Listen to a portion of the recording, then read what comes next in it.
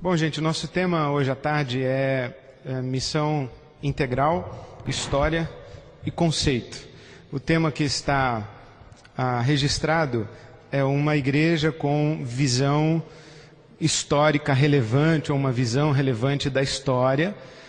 E eu fiz essa opção de contar um pouquinho, pelo menos na leitura que eu consigo fazer, de qual é o contexto e a construção desse conceito que nós estamos chamando de missão integral. Acho, pessoalmente, que é um momento muito importante para nós entendermos o que chamamos de missão integral, e eu quero ser pretensioso de tentar traduzir isso para nós hoje aqui à tarde, suscitar uma reflexão e me dispor a tentar responder algumas perguntas, porque eu penso que o conceito é muito mal compreendido na nossa realidade eclesiástica. A tal ponto que qualquer igreja hoje que tem creche acha que faz missão integral. Então eu acho muito importante que a gente pense e repense o conceito de missão integral, até porque no mundo que a gente vive, nós estamos em 2009, o paradigma da missão integral foi estabelecido como marco histórico Lausanne em 1974. Então, de 74 para cá, muita água já rolou, então a gente precisa rever, repensar e atualizar essa compreensão da missão integral. Então, o tema que eu escolhi a partir dessa matriz, uma igreja com uma visão histórica relevante, foi missão integral, história e conceito. Acabou aqui, o meu negócio sumiu total agora.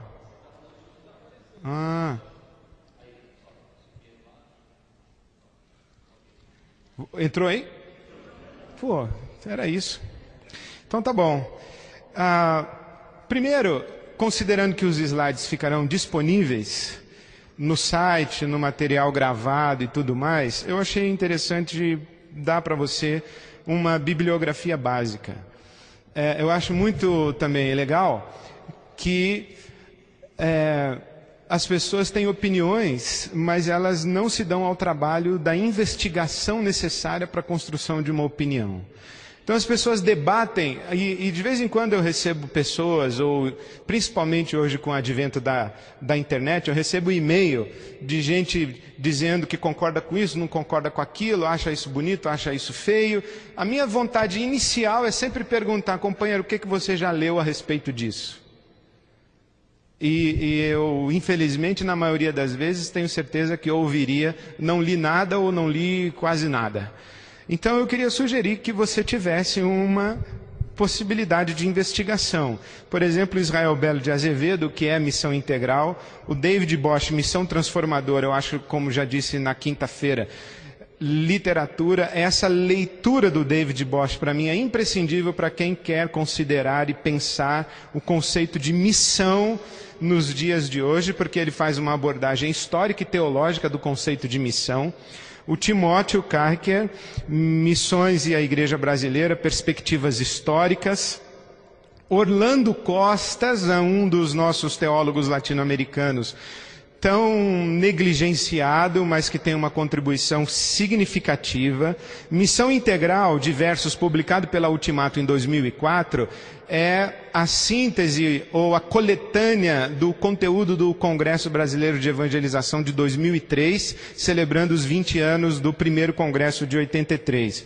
Samuel Escobar, leitura também importantíssima, Samuel Escobar. Manfred Greller, leitura importante. O Novo Rosto da Missão, esse livro do Longini, é muito interessante porque ele discute o conceito da missão construído dentro do que nós chamaríamos movimento ecumênico, mas ele trabalha o conceito da missão dentro do catolicismo e dentro da igreja evangélica, muito mais dentro da tradição evangélica. O Antônio Gouveia Mendonça e o Prócoro Velasquez Filho são leituras importantes para quem deseja compreender como se desenvolveu o pensamento protestante evangélico no nosso país, protestantismo de imigração, protestantismo de missão, como é que isso vai se desenrolando no Brasil. Congresso de Lausanne, a série do Congresso de Lausanne, que está sendo republicada pela ABU, mas que foi publicada originalmente em parceria com a Visão Mundial. Aliás, acho que está sendo republicado em parceria de novo também. René Padilha, esse texto, se você quiser um só, é esse. Missão Integral, ensaios sobre o reino de Deus e a igreja. René Padilha. Um só é esse aqui que eu recomendaria. O outro aqui de baixo é o mais fraquinho, o autor é o Ariovaldo Ramos, nossa igreja brasileira. Pablo Richard, Raízes da Teologia Latino-Americana, para entender a influência da teologia da libertação na construção dos conceitos da teologia da missão integral. Júlio de Santana, importante. Richard Shaw, que dizem as boas e más línguas, está na origem da própria teologia da libertação, que não nasce no catolicismo, nasce dentro da igreja evangélica, mais precisamente a igreja presbiteriana.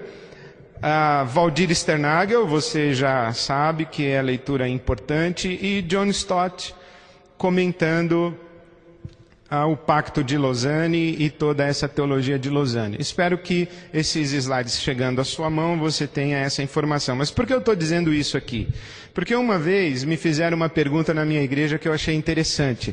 Pastor, isso aí que você e o Ariovaldo ensina, tem mais gente que ensina? E eu acho importante essa pergunta. Porque, como você sabe, a originalidade é a arte de esconder as fontes, né? Então, nós não queremos ser originais. Qualquer sujeito que quer ser original depois de 2000 anos de história da igreja, corre seríssimos riscos. E é importante que a gente saiba que teologia se faz em comunidade. E não só em comunidade, mas na comunidade histórica. Na comunidade histórica. Então você pega, por exemplo, um livro que tem aí dessa literatura gospel de autoajuda, livros sem bibliografia. Eu, de minha opinião, já nem lia. Livros sem bibliografia eu já não leio. Basta a Bíblia. Esse negócio de Deus me deu uma visão, Deus falou comigo, Deus me revelou, Deus me deu uma nova... Deus não deu nova nada. Então, eu acho importante que você tenha esse universo, esse conteúdo de investigação. Contexto da missão integral, como é que ela aparece, como é que ela surge? Eu coloquei aí essa capa do livro do Max Weber, A Ética Protestante e o Espírito do Capitalismo, para ilustrar para você que a teologia, que é a reflexão a respeito ou a partir da revelação, porque uma coisa é a Bíblia, outra coisa é a teologia. O que é a Bíblia? É a revelação. O que é a teologia? É a interpretação da Bíblia. Essa interpretação da Bíblia, essa maneira como nós vamos lendo a Bíblia e chegando a afirmar verdades que queremos dizer que são baseadas na Bíblia, a teologia, ela é historicamente condicionada, socialmente condicionada, culturalmente condicionada. A teologia, ela não nasce, ela não cai do céu, ela é construída. Por exemplo, a ética protestante e o espírito do capitalismo. Qual é a visão do Max Weber aqui? O camarada, ele está na Igreja Católica Apostólica Romana, nasceu dentro da Igreja Católica Apostólica Romana, foi batizado na infância, não é pagão. Não é? A gente tem esse ditado que batizou criança para não morrer pagão. Né? Então não é pagão. Está dentro da igreja, tem a igreja por mãe, logo tem a Deus por pai. E se for um filho assim, meia boca, pode comprar indulgência, fazer penitência e, na pior das hipóteses, fazer um pit stop no purgatório. Mas a salvação está garantida. Agora, quando tem a reforma protestante, o camarada não tem mais a igreja por mãe. Ele está fora da igreja católica apostólica romana. Surge um dilema. Se eu não sou católico apostólico romano, a minha salvação está onde? Como é que eu tenho certeza da minha salvação? Resposta, você é eleito. Ah, bom, então eu sou salvo porque sou eleito, não porque eu sou filho da igreja. Exatamente. Mas como é que eu sei que eu sou eleito? Basta que você veja os sinais de prosperidade na sua vida. Aqueles que são eleitos são abençoados por Deus. Se você não é abençoado por Deus, então não há muita evidência da sua eleição. Daí se constrói igreja, trabalho, família, uma espiritualidade afastada do mundo, e o sujeito trabalha, gasta pouco, vive uma vida frugal, uma vida simples, prospera, e a importância do trabalho como a fonte de prosperidade, trabalho esse abençoado por Deus. Então o Max Weber vai dizer, a gente pega uma teologia, essa teologia responde a uma necessidade histórica, social, cultural, organiza essa teologia e ajuda o pessoal a organizar a sua vida a partir de uma teologia. Então, quando você vai ler uma teologia, você tem que saber o berço histórico dessa teologia. A missão integral não é diferente, ela tem um contexto histórico. Aí, um quadro talvez só para você se localizar um pouco, na minha opinião, a missão integral é o equivalente da tradição protestante evangélica à teologia da libertação. Isso me chegou em 1981, 82 mais ou menos, em que eu estava estudando num seminário teológico com orientação razoavelmente fundamentalista, e o meu professor na sala de aula, com muita dificuldade de dizer que gostava da teologia da libertação. Mas no fundo eu sei que ele gostava. Mas ele era meio que obrigado a criticar a teologia da libertação. Mas ele gostava. E porque ele gostava, eu acho que ele deixou escapar. E eu fui ler o René Padilha, num artigo que ele escreveu em 1981, 82, onde o René Padilha diz o seguinte: a questão não é se a gente concorda ou discorda da teologia da libertação, a questão é como é que nós construímos uma teologia que responde às mesmas perguntas que a teologia da libertação está tentando responder. E aí é que ele me apresentou a tal da missão integral. Para mim chegou naquela época, quando eu cheguei no seminário em 81, com 17, 18 anos de idade, foi que eu comecei a ler missão integral, lendo René Padilha. O que eu entendi foi que há essa divisão primeira, lá em cima, catolicismo romano e reforma protestante, aí você tem o protestantismo. Essa expressão evangélico é um anglicanismo, é uma forma de diferenciar-se do católico, lá na origem. Mas por causa da teologia liberal da Europa, surge esse outro segmento dentro dos evangélicos chamado fundamentalistas. Aos poucos nós vamos construindo uma outra nomenclatura, os evangelicais. Evangelical é mais ou menos dizer o seguinte: eu sou protestante de tradição evangélica, mas não sou fundamentalista no espírito do fundamentalismo, especialmente norte-americano. Desse chamado movimento evangelical, vem a missão integral. E eu acho que você vai entender isso daqui a pouquinho, quando você ouvir o René Padilha dando a opinião dele sobre a escola de crescimento da igreja, do Peter Wagner e do McGravan. Acho que é importante a gente lembrar desse contexto histórico, social. A Revolução Cubana, que o Miguel Bonino diz que é o marco zero da teologia da libertação. É quando os conceitos da esquerda, do pensamento de esquerda, do socialismo, do comunismo, aterriza na América Latina com força total. E isso gera uma outra forma de pensar, a reação da política externa norte-americana e as ditaduras na América Latina, o patrocínio norte-americano para as ditaduras na América Latina.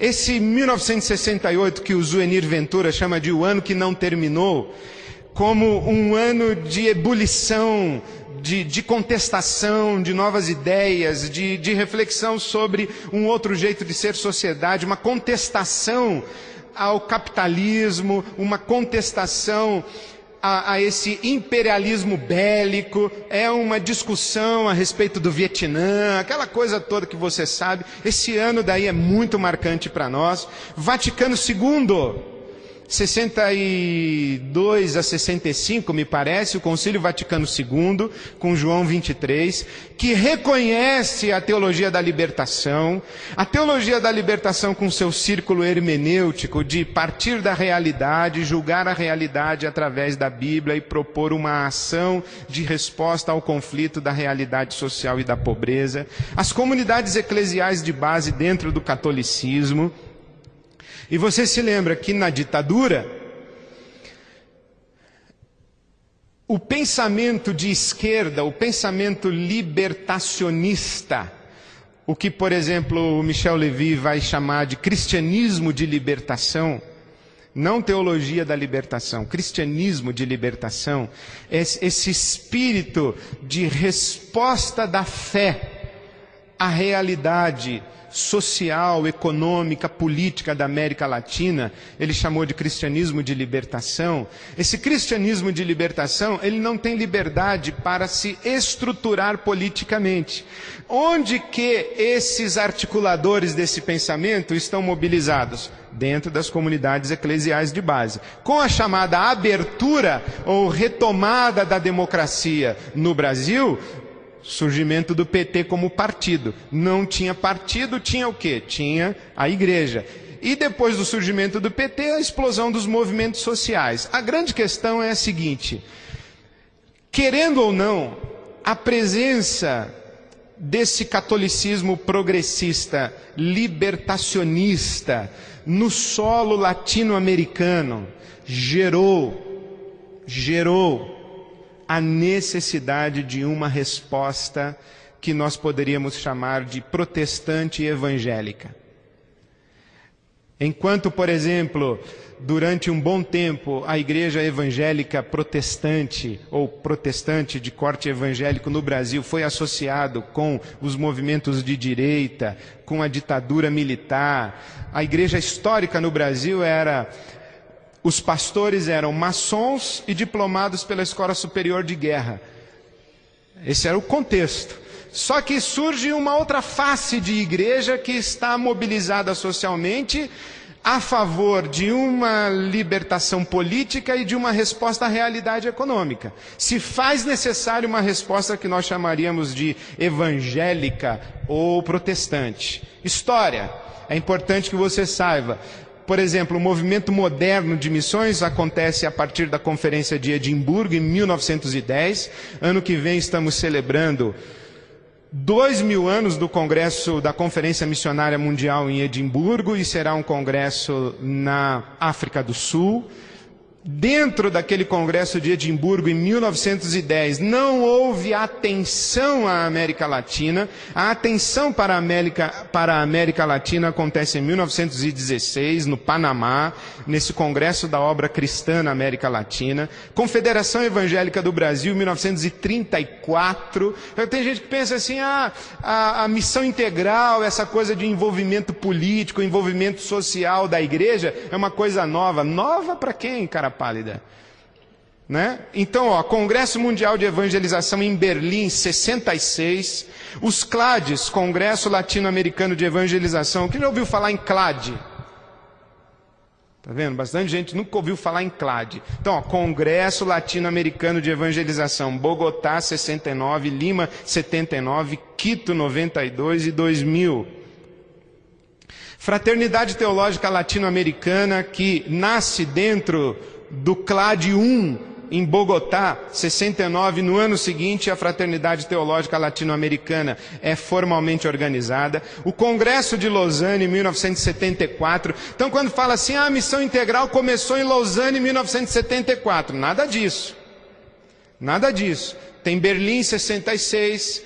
tem o CLAD 1 e CLAD 2, o CLAD 1 em 69, que vem dentro desse movimento aí que o Michel Levy chamou de cristianismo de libertação. Aí surge 1974. O posicionamento dos teólogos latino-americanos em Lausanne, em 1974, um congresso chamado pela Associação Billy Graham, os caras não tiveram a visão da teologia da missão integral lá sentados em Lausanne, em 1974. Tipo, tinha uma palestra chata, o René Padilha fez umas reflexões, anotações lá na apostila dele ou no material do congresso e chegou à conclusão que tinha a teologia da missão integral. Não, isso é uma construção, que quando chega em 1974, em Lausanne, eles já chegam com contribuição significativa. Por exemplo, depois do Congresso Brasileiro de Evangelização em Belo Horizonte, 1983 e 2003, registre-se, primeira publicação do Pacto de Lausanne ou da série de Lausanne em português acontece em 1984.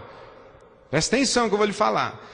1984, a série Lausanne. Quem tem aqui a série Lausanne, os fascículos 1 a 10? Olha isso, é impressionante.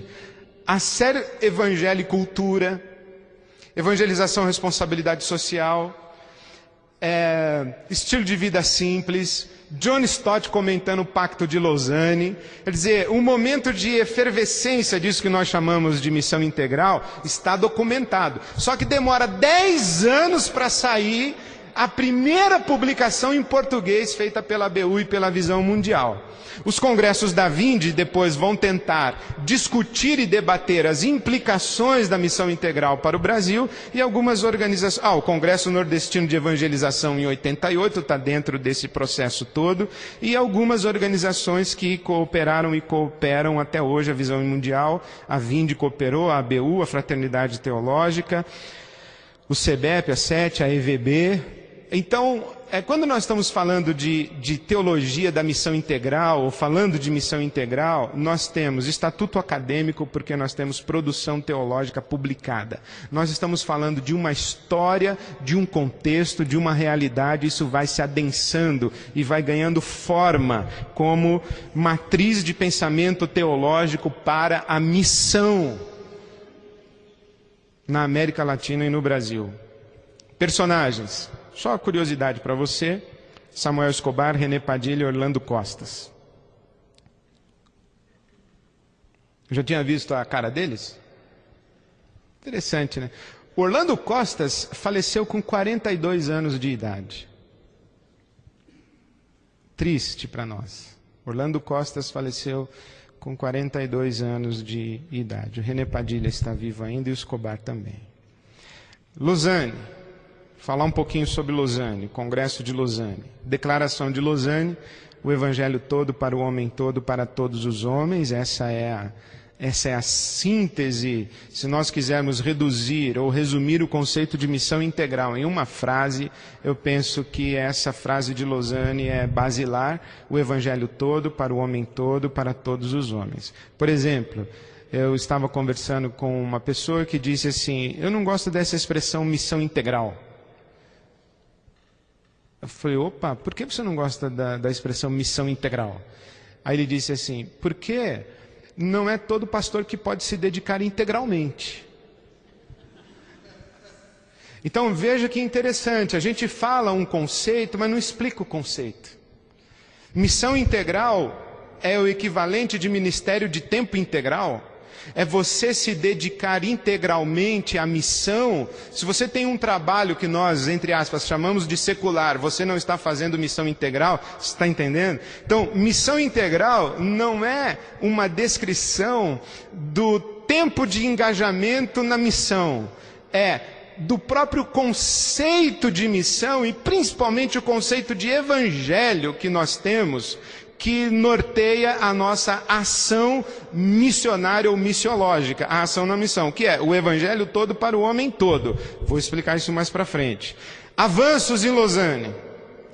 Veja essa declaração de Billy Graham em Berlim, 1966. Estou convencido de que se a igreja voltasse à sua tarefa primordial de proclamar o Evangelho e de converter pessoas a Cristo, ela teria um impacto muito maior nas necessidades sociais, morais e psicológicas dos homens do que qualquer outra coisa que pudesse fazer.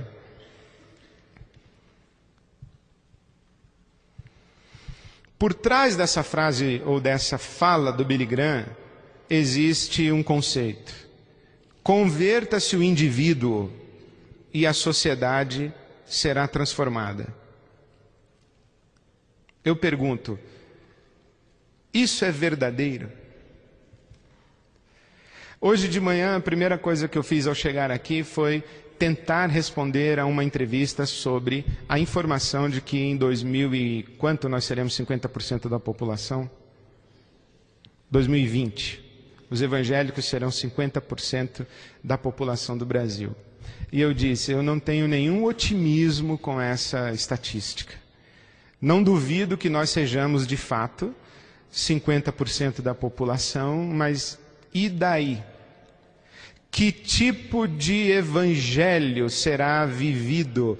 E com licença da expressão, falando português bem claro, ser evangélico não significa ser cristão.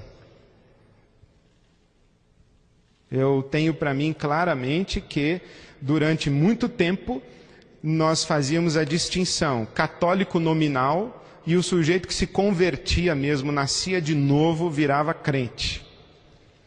Né? Durante muito tempo, protestante, crente no Brasil, evangélico, era cristão não nominal. Hoje, o conceito de evangélico comporta perfeitamente evangélico nominal. Ser evangélico não significa ser cristão, da mesma forma que ser católico não significa ser cristão. Ser católico significa ser católico, ser evangélico significa ser evangélico. Agora, ser cristão é outra conversa. Então essa fala do Billy Graham, converta-se o indivíduo. Olha, a igreja se dedicar à sua tarefa primordial de proclamar o evangelho, e aí ele está falando do evangelho como mensagem. O plano da salvação, evangelismo pessoal. E sabe que o Billy Graham dedicou a vida dele a fazer isso. Tá certo? Cruzada em estádio. Eu estava no Maracanã em 1974, fiquei chocado, impressionado, nunca mais me esqueci. Como que ele falava, inclusive essa é a forma que se faz apelo. Ele dizia assim, você saia daí e venha para cá receber a Jesus. Pode sair, eu estou mandando. Eu falei, olha, isso é impressionante. E eu não quero discutir o ministério do Billy Graham no mundo inteiro, que contribuição deu ou deixou de dar, mas essa frase é muito interessante. A tarefa primordial da igreja é proclamar o evangelho e converter pessoas a Cristo. John Stott, 1974. Agora vejo mais claramente que não apenas as consequências da comissão, mas a comissão em si, a grande comissão ele está se referindo, precisam ser entendidas no sentido de incluir a responsabilidade tanto social quanto evangelística para que não nos tornemos culpados de distorcer as palavras de Jesus. Mudou muito, concorda? Concorda que aqui não é mais proclamar o evangelho e converter pessoas. Aqui já tem a proclamação, que ele chamou de evangelização, e o engajamento social, a responsabilidade social. No Billy Graham tinha só a proclamação como tarefa primordial e a coisa mais importante que a igreja podia fazer. Aqui o John Stott já está dizendo, não só a proclamação no sentido da evangelização, do testemunho verbal ou do anúncio da mensagem do evangelho, mas também o engajamento e a responsabilidade social. Wheaton, 1983. A conferência de Wheaton, né? Wheaton não é um cara, é um lugar. O mal não está apenas no coração humano, mas também nas estruturas sociais. A missão da igreja inclui tanto a proclamação do evangelho quanto sua demonstração. Precisamos, pois, evangelizar, responder a necessidades humanas imediatas e pressionar por transformações sociais. Mudou mais ainda. Concorda? Olha que interessante. 1966, evangelização. 1974, evangelização e responsabilidade social. 1983, evangelização, responsabilidade social e transformação da estrutura social. Percebe como a coisa vai sendo discutida e nós vamos avançando aí no conceito do que é a ação da igreja em missão? Houve uma mudança aí, pecado pessoal e pecado estrutural. Nós trouxemos para dentro da teologia, nesse processo de construção, essa compreensão de que o pecado está enraizado nas estruturas da sociedade. E que as estruturas da sociedade precisam ser transformadas como uma expressão da manifestação e da sinalização do reino de Deus na história. Isso é uma compreensão. Uma coisa muito importante é que até a teologia da libertação e a missão integral, fazíamos teologia tendo como ferramenta paralela, em termos de ciência paralela, a filosofia. A partir da teologia da libertação, começamos a ter como ferramenta paralela ou ciência paralela para o labor teológico as ciências sociais, a sociologia, a antropologia. Nós começamos a economia, por exemplo, quem discute teologia e economia, o que tem economia a ver com teologia? Tem tudo a ver, absolutamente tudo a ver, haja visto o texto do Max Weber, a ética protestante e o espírito do capitalismo. Quer dizer, não é só filosofia, agora nós estamos fazendo teologia com pé no chão, o que aliás é um texto do Clodovis Boff recomendado para todo mundo, que é exatamente esse, teologia pé no chão, Clodovis Boff, irmão do Leonardo Boff. Mas aqui, pecado não é só pessoal, é estrutural também. Mudança de paradigma. A ação da igreja no seu engajamento social, dar o peixe, ensinar a pescar. A maioria das igrejas ficaria por aí.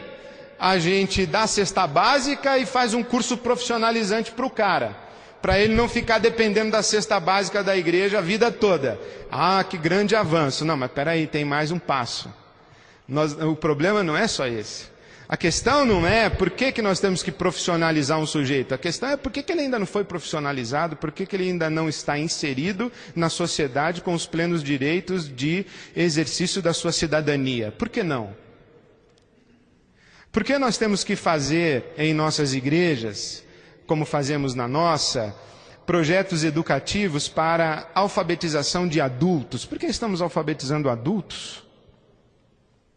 Por que temos que alfabetizar adultos? Por que o Brasil é reconhecido como tendo uma população de 75% de analfabetos funcionais? Essa resposta de dar a cesta básica, dar o peixe, né? Seria dar a cesta básica.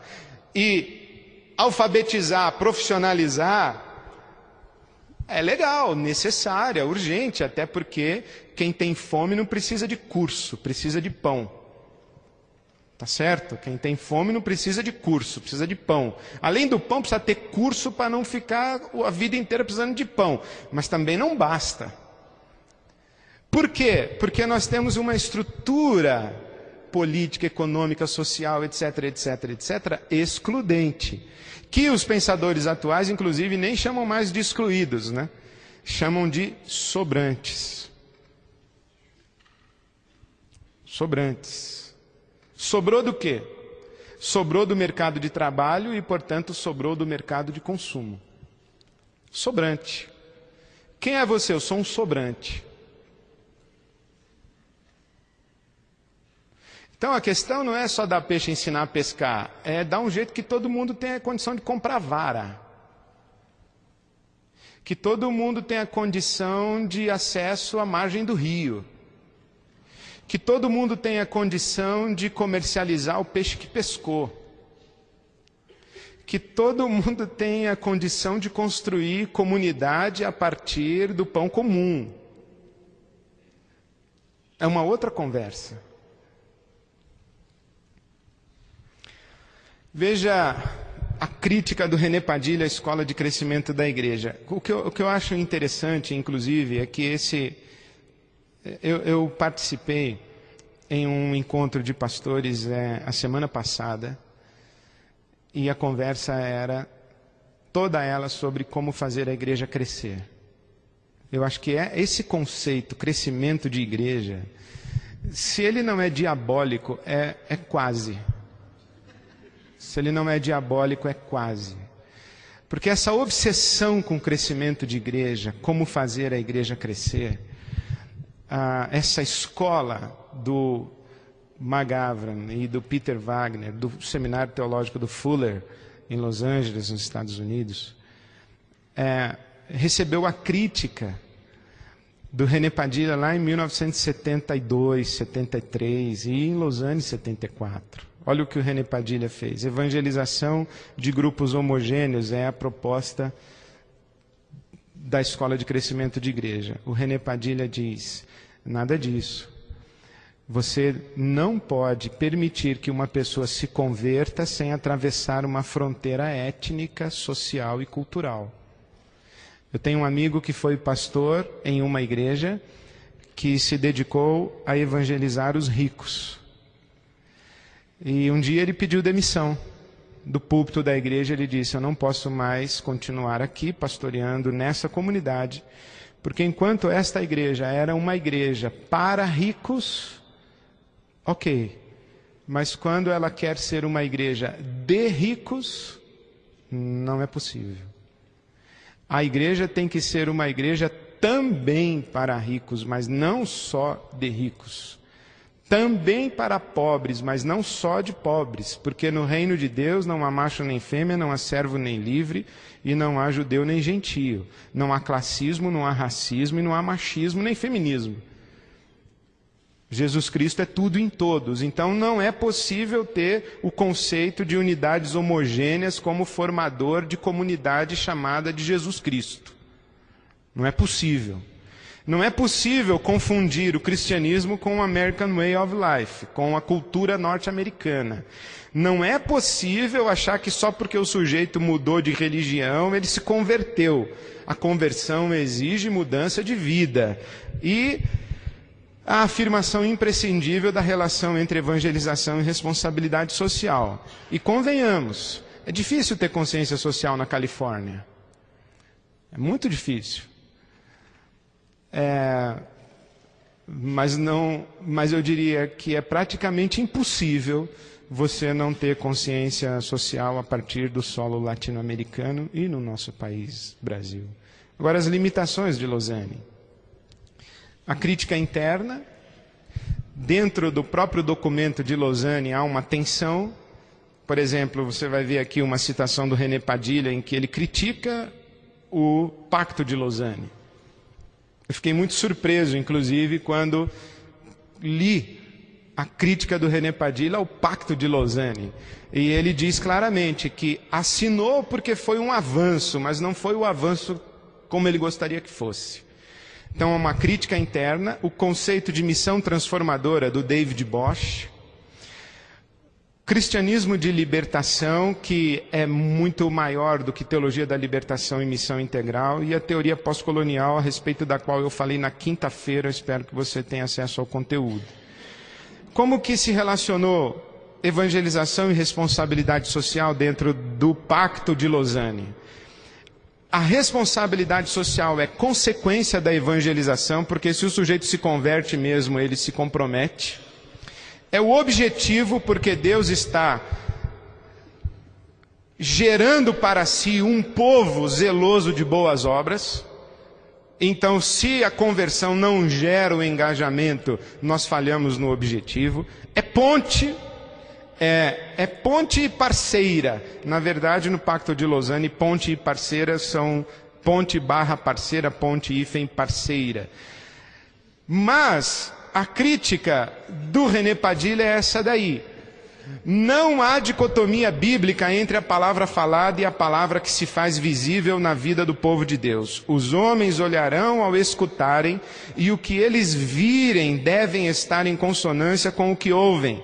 Há tempos em que nossa comunicação pode dar-se apenas por atitudes e ações, e há outros em que a palavra falada estará só. Mas precisamos repudiar como demoníaca a tentativa de meter uma cunha entre a evangelização e a preocupação social.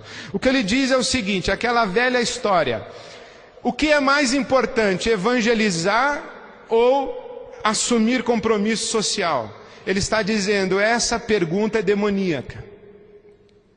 Essa pergunta não deve ser feita, porque a igreja é a própria encarnação da mensagem que proclama. Se ela, como igreja, não encarna a mensagem que proclama, ela tem um discurso que se assemelha a barulho de lata vazia. E como disse o Ari, eu citei na quinta-feira, a igreja há que pregar o que vive, deve viver o que prega para poder pregar o que vive. Não é possível fazer essa separação como se eu falo uma coisa, mas vivo outra. Não, eu sou o primeiro, entre aspas, resultado da minha mensagem. E quando eu sou o primeiro resultado da minha mensagem, ao ouvirem a minha mensagem, as pessoas olharão e elas verão que eu sou o que eu falo. Na verdade, o Gandhi disse isso, que nós devemos nos tornar a mudança que queremos ver no mundo, nós. Finalmente, eu caminho aqui para o conceito. Sugestões. Conceito de salvação da missão integral. E aí, espero que fique claro o que é missão integral em termos de conceituação teológica. O conceito de salvação, a soteriologia da missão integral, implica o domínio de Deus de direito de fato sobre todo o universo criado. O reino de Deus em plenitude. A redenção pessoal é apenas uma parcela do que o Novo Testamento chama de salvação. O conceito de salvação no Novo Testamento é toda a criação redimida, a partir da história. Não são alguns indivíduos convertidos. Salvação na Bíblia Sagrada é todo o universo criado redimido. É o fazer convergir em Cristo todas as coisas, no céu, na terra, debaixo da terra, neste século e no vindouro. Tudo isso é salvação. Não apenas um grupo de 144 mil batizados numa igreja evangélica, louvando a Deus no céu com vestes brancas. Não, não, não. É toda a criação redimida. O conceito de igreja da missão integral implica o novo homem coletivo, que eu falei quinta-feira, a expressão do Ari, a partir de Efésios capítulo 2, 15, que Jesus Cristo evangelizou a paz e de ambos os povos fez um só, judeus e gentios, formando um novo homem. Mas esse novo homem não é um novo indivíduo, é a nova humanidade, é um novo homem coletivo. A igreja não está apenas salvando pessoas, porque Deus não está apenas salvando pessoas, Ele está restaurando a raça humana. Estar em Cristo é não apenas ser nova criatura, mas também e principalmente ser nova criação, nova humanidade. Nós pegamos, segundo aos Coríntios 5,17, aquele que está em Cristo nova criatura é, e tornamos isso uma fala aplicada ao indivíduo. Mas ali o conceito de Paulo é nova criação, uma descendência em Adão e uma descendência em Jesus Cristo. Deus está salvando a humanidade. Igreja não é ajuntamento de indivíduos, igreja é uma nova humanidade. A missiologia, o conceito de missão, da missão integral, implica a sinalização histórica do reino de Deus que será consumado na eternidade. A igreja, o corpo de Cristo, é um instrumento prioritário através do qual Jesus, o cabeça, exerce o seu domínio sobre todas as coisas, no céu, na terra e debaixo da terra, não apenas neste século, mas também no vindouro. Por isso é que o David Bosch vai dizer que o conceito de missão é a transformação de realidades. É muito importante a gente pensar isso, que aquela fala do Billy Graham lá atrás, que a tarefa primordial da igreja é proclamar e converter pessoas. Não, converter é uma prerrogativa do Espírito Santo de Deus. A gente não converte ninguém. A missão da igreja é agir no mundo, levar no mundo e ser a encarnação e a agência dessa autoridade de Jesus. E eu fico pensando o seguinte, em português claro, eu penso que a missão da igreja é invadir todos os espaços da sociedade, em termos econômicos, políticos, sociais, artísticos, culturais, científicos, etc, etc, etc, e dizer: o reino de Deus chegou. Nós temos que fazer economia de acordo com o cabeça, que é Jesus. Nós temos que fazer cultura, arte, nós temos que fazer negócios, temos que fazer família, temos que fazer, enfim, tudo de acordo com o Senhor Jesus. Essa é a nossa responsabilidade. É entrar em todos os espaços e dizer: o reino de Deus chegou aqui e ele veio dar os seus sinais aqui. O conceito de missão da igreja é esse: transformar realidades onde a realidade transformada é um sinal histórico do reino de Deus. A antropologia, o conceito de ser humano da missão integral, implica a unidade indivisível das dimensões física e imaterial do ser humano. Corpo sem alma é defunto, alma sem corpo é fantasma. Você fala: quantas almas se entregaram a Jesus domingo? Nenhuma. Não existe alma, é culto de Gasparzinho. Não existe isso. Quantas almas querem se entregar a Jesus? Não vem a alma vem com depressão, a alma vem com fome, a alma vem com crise familiar, a alma vem com pai alcoólatra, a alma vem espancada, a alma vem abusada, a alma vem desempregada, a alma vem sem certidão de nascimento, porque o ser humano é uma unidade indissociável, indivisível. Nós não estamos levando o evangelho para almas, nós não estamos também apenas fazendo obra social tipo ONG, nós estamos levando o evangelho todo para o homem todo. Esse é o conceito de missão integral. A ação missionária e pastoral da igreja afeta a pessoa humana em todas as suas dimensões: biológica, psíquica, espiritual, social. A pessoa inteira em seu contexto, o homem e suas circunstâncias. A expressão famosa de Ortega y Gasset. A proclamação da missão integral, o querigma da missão integral, implica a proclamação de que Jesus Cristo é o Senhor, seguida da convocação ao arrependimento e à fé para acesso ao reino de Deus. A oferta de perdão para os pecados pessoais é o início da peregrinação espiritual, porta de entrada para o relacionamento de submissão radical a Jesus Cristo. Nós não pregamos o plano da salvação como sendo o todo da nossa mensagem. Nós convidamos pessoas, em nome do Senhor que nos convidou, a integrarmos um novo reino, a submetermos a nossa vida a um novo Senhor. Essa é a nossa convocação. Nós não dizemos: creia nisso, A, B e C. Eu tenho 4 leis ou 7 passos. Não, nós dizemos: submeta a sua vida à autoridade de Jesus Cristo. Considerações finais. 2 citações. Uma do René Padilha: a missão histórica de Jesus somente pode ser entendida em conexão com o reino de Deus. Sua missão aqui e agora é a manifestação do reino como uma realidade presente em sua própria pessoa e ação, em sua pregação do Evangelho, em suas obras de justiça e misericórdia. A missão de Jesus está conectada com a presença histórica do reino de Deus. A missão histórica de Jesus foi a manifestação do reino de Deus como uma realidade presente em sua própria pessoa, Ele, Cristo. E ação, em sua pregação e em suas obras de justiça e misericórdia. Veja que interessante, qual é a síntese da mensagem de Jesus Cristo, nosso Senhor? O reino de Deus chegou. O reino de Deus está entre vós. Ele não pregou céu como experiência pós-morte. Aceitar a Jesus como Salvador não é uma forma de ir para o céu depois da morte. Aceitar a Jesus como Salvador, se é que essa expressão ainda é razoável, e digo isso porque acho que ela não traduz tudo que o Evangelho está dizendo para nós. Aceitar a Jesus como Salvador é submeter a vida, a partir de já, à autoridade do Senhor Jesus Cristo e fazer parte de um novo reino, obedecer a um novo rei, a uma nova fonte de autoridade.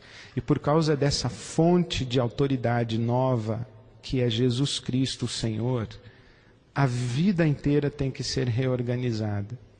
Toda a agenda existencial tem que ser reorganizada. Uma proclamação do Evangelho que não exige a reorganização da agenda existencial não está anunciando o Evangelho do Reino de Deus. René Padilha, finalmente, por meio da igreja e de suas boas obras, o Reino de Deus se torna historicamente visível como uma realidade presente. As boas obras, portanto, não são um mero apêndice da missão, mas uma parte integral da manifestação presente do reino. Elas apontam para o reino que já veio e para o reino que está por vir. Eu acho e penso que essa é a matriz teológica para a nossa ação comunitária e a nossa ação pastoral. Nós, como pastores e líderes, convocados por essa percepção do Evangelho que nos alcançou, temos que cooperar para que as nossas comunidades locais sejam expressões visíveis que nós traduzimos em nossa igreja local como sinais históricos do reino de Deus. Esse reino que alcança o ser humano em todas as suas dimensões e alcança o ser humano coletivamente. É a raça, é a nova humanidade. Eu penso que esse exercício de nos aproximarmos disso é o nosso comprometimento com a missão integral. Que Deus nos ajude e nos abençoe. Amém. Essa primeira fala sua, né, 2 dias atrás, sobre esse modelo de teologia da missão, do Missio Dei, em confronto com a grande comissão. Então, enfim, nós precisamos fomentar, eu penso, mais espaço para reflexão sobre isso, difundir mais isso, porque nós temos uma igreja treinada, uma igreja já formada numa mentalidade da grande comissão, né? Quais os caminhos que você vê, propõe, para que a gente fomente cada vez mais esse tipo de visão e de caminhos para a igreja evangélica no Brasil? Bom, essa pergunta, Daniel, extremamente importante, ela me chega repetidas vezes. E eu assumi um compromisso de dar como primeira resposta um testemunho de que eu sou pastor em uma comunidade local há mais de 20 anos. Então essa é a primeira coisa. Essa é a primeira coisa. Quando eu era pastor na primeira igreja onde eu comecei meu ministério pastoral, eu fiquei 1 ano e meio. E à época fui falar com o meu mentor e disse a ele, eu vou pedir demissão. E ele disse assim, muito bem, você vai aprender uma grande lição na sua vida. E eu disse, qual? E ele disse, como desistir. E eu fui para casa com aquele barulho, e uma coisa que ele me ensinou foi isso, e eu guardei e pedi a Deus que me desse essa oportunidade de ter um ministério pastoral de longo prazo. Evidente, correndo o risco de me tornar um peso a uma comunidade, e o desafio é esse. Porque quando você convive com uma comunidade ao longo de 20 anos, você cresce, amadurece, se reinventa. Quem fica 2 anos num lugar e vai embora para outro, 3 anos, 1 ano e meio e vai embora para outro, não constrói nada. Não constrói nada, na minha opinião.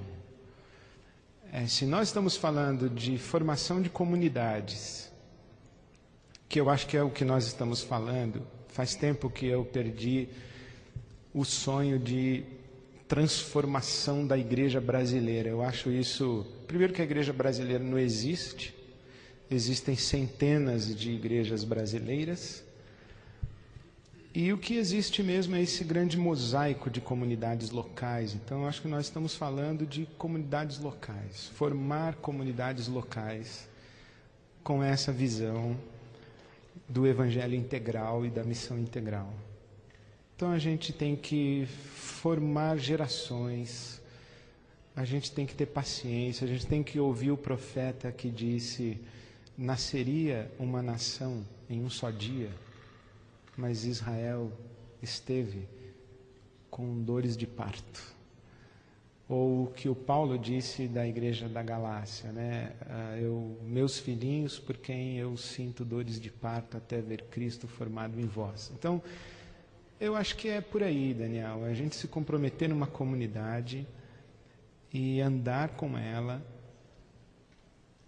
não somente criando fóruns para a reflexão teológica, mas criando ações concretas, coerentes com a reflexão teológica. E nós vamos formando uma consciência comunitária. Um evangelho que nos convoca ao serviço, uma igreja que não vive para si. Enfim, eu acho que é mais ou menos por aí. Fora daí é fórmula, né?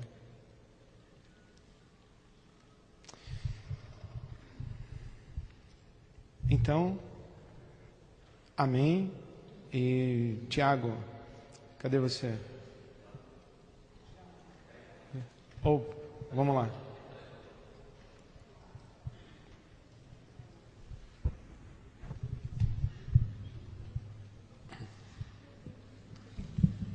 Pastor Ed, a gente chegou um pouquinho atrasado, nós viemos de Limeira, mas eu cheguei, eu vi alguns conceitos que você estava colocando, talvez você tenha explanado isso durante a palestra, talvez eu não peguei. Mas essa afirmativa da soteriologia, da missão integral, eu não consegui captar totalmente o que você o que está dizendo esse conceito. E talvez como a aplicação disso no nosso nível de evangelismo, de evangelização. Se for possível, senhor, dar uma explanada melhor. Eu posso tentar. Eu acho que no senso comum da nossa compreensão da salvação, nós interpretamos, por exemplo, Marcos 10, Jesus veio buscar e salvar o que se havia perdido, à luz de Lucas 15, a ovelha perdida, o filho perdido, a moeda perdida. Nós interpretamos assim que o perdido é o pecador. Mas na minha leitura, quando a Bíblia Sagrada diz que Jesus veio buscar e salvar o que se havia perdido, toda a criação se havia perdido. Ele não veio apenas salvar indivíduos, ele veio buscar toda a criação para levá-la de volta para casa. E isso o apóstolo Paulo constrói ali em Efésios 1, que o propósito de Deus, oculto pelos séculos e agora revelado, é fazer convergir em Cristo todas as coisas, no céu, na terra e debaixo da terra. Digamos assim, a salvação em Cristo é cósmica, não é para pessoas. De tal maneira que agir como testemunha da salvação é muito mais do que evangelizar indivíduos Falando português claro, como você perguntou, como isso afeta a nossa evangelização, correndo o risco até de ser simplista, eu acho que quando a gente trabalha para não existir mais favela, a gente está agindo para a salvação integral. Quando a gente trabalha para salvar a Mata Atlântica, quando a gente trabalha para salvar um mico-leão dourado, não sei até onde você iria, mas eu acho que um sujeito que se pendura numa rede, numa ponte, para dizer, vocês não podem fazer isso com esse mar, ele é um profeta da salvação de Jesus. Isso aqui tem dono. Eu veria dessa maneira. Se eu fosse um ativista do Greenpeace, eu estaria lá pendurado na rede ou no casco de um petroleiro dizendo, isso aqui tem dono e tem que ser desfrutado de acordo com a vontade do dono. Jesus Cristo é o Senhor de todas as coisas, da cultura, da economia, da política. Nós temos que chegar diante, por exemplo, por que nós somos contra o trabalho escravo? Porque nenhum ser humano pode abusar de outro ser humano criado à imagem e semelhança de Deus e que pertence de fato e de direito a Deus por criação e redenção. Nós temos que dizer isso. Então, apenas pregar o Evangelho para que indivíduos se convertam é muito pouco para testemunhar historicamente a salvação que Jesus Cristo trouxe para todos nós. Ele veio nos salvar por inteiro, a nós, as nossas circunstâncias, nós e o nosso mundo, nós e a nossa história. Foi isso que ele veio fazer. E o reino de Deus, ele anuncia, o reino de Deus chegou. É isso.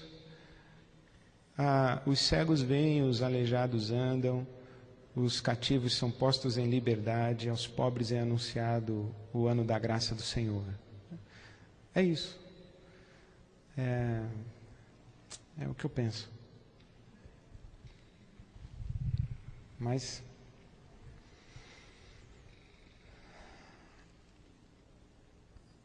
então eu queria terminar mesmo citando o que eu ouvi do reverendo Robinson Cavalcante há quase 20 anos.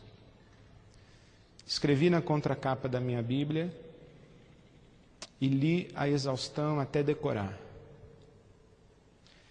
E assim eu terminei quinta-feira e queria terminar hoje. A missão da igreja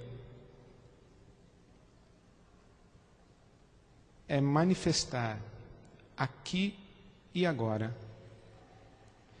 a maior densidade possível do reino de Deus, que se consumará ali e além, como sinal profético, por palavras e obras. A missão da igreja é manifestar aqui e agora a maior densidade possível.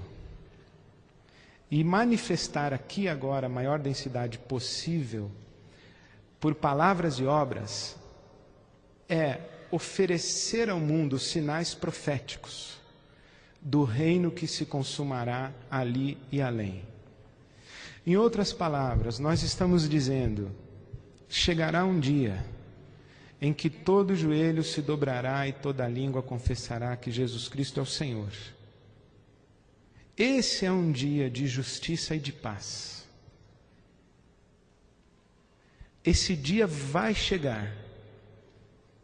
E você pode saber que ele vai chegar, porque esse dia já dá os seus sinais. E alguém diz, e onde estão esses sinais? Nós deveríamos, como cristãos e comunidades cristãos, responder o que Jesus respondeu a Natanael: vem e vê. Vem e vê. Que as nossas comunidades sejam esses sinais históricos, ou estas agências de sinalização histórica do reino de Deus, esses sinais proféticos do reino de Deus que vem e que nós esperamos. Que as nossas comunidades sejam o avant-première do reino de Deus que nós esperamos. Amém.